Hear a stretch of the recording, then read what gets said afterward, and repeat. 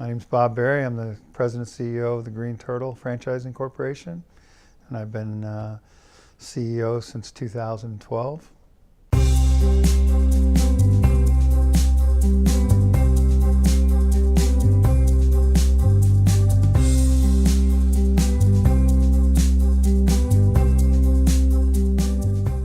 Green Turtle started in 1976 by Phil Anthony and Mike Holden. They had the vision of bringing the Green Turtle from the Bahamas. They were over there in 74, 75, and they came across a really unique bar that had mugs hanging, silver mugs hanging and serving rum runners out of them. And they decided to come back to Ocean City and build the Green Turtle of Maryland. And it was basically canned beer and shelled peanuts, and that's how it started, with backgammon boards and used books that they got from garage sales. And then 2 years later, Phil and Mike decided they were going to sell it, and they sold it to two employees, Steve Pappas and Tommy Dickerson. And they're still going strong in Ocean City 40 years later.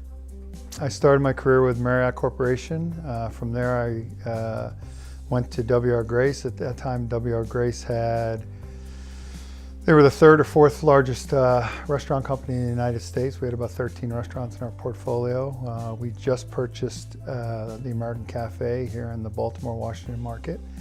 I took over and worked in that division for a while, then took over a division called Grace Hotel Services, and I was running food and beverage facilities throughout the United States. We were leasing food and beverage facilities in Holiday Inns, Embassy Suites, and after 14 years of big business, I decided to move on and go on my own, and I got involved in a company called The Great Cookie, which is in the malls and selling cookie by the pound.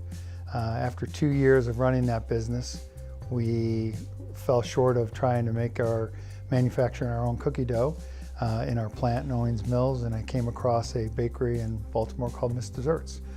And we purchased that from George Weston in 1997. Ran that for 5 years and sold that in 2002 to Bakery Express, who is the largest commercial bakery, and they do all the donuts for 7-Eleven and cookies. And Charlie Berman came in and purchased that. I stayed on for a little bit to help him. And then I got reacquainted with my children. I was working real hard, so decided to start a consulting business. Did that for 3 years, and then in 2006, I was introduced to the founders of the Green Turtle, and I came on board and started to look at the opportunities for them at that time. Yeah, JPB came in a little bit after that. So when I came out in 2006, the founders were deciding whether or not they wanted to continue how they were growing their business, which was basically using cash from the business and then their personal money. So I came in and really looked at it, did a quasi-business plan with a friend of mine, and gave them some options. One would be continue what you're doing. The second would be go out and raise money for friends and family, which is a more aggressive growth plan, but a longer, you got to sell your soul to your friends and family, or go out and try to raise money through a private equity group. And they decided what was the best thing for them, and they decided the private equity group would be what they wanted to do.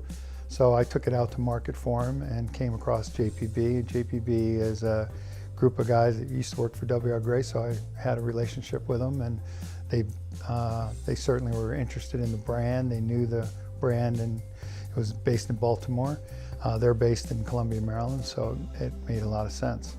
And originally my plan was to get them connected and then move on, go back to my consulting business. But the more I got involved in the time, and we put the deal together in 2007, they wanted me to stay around, and so I took an active role in July of 2007 as the COO.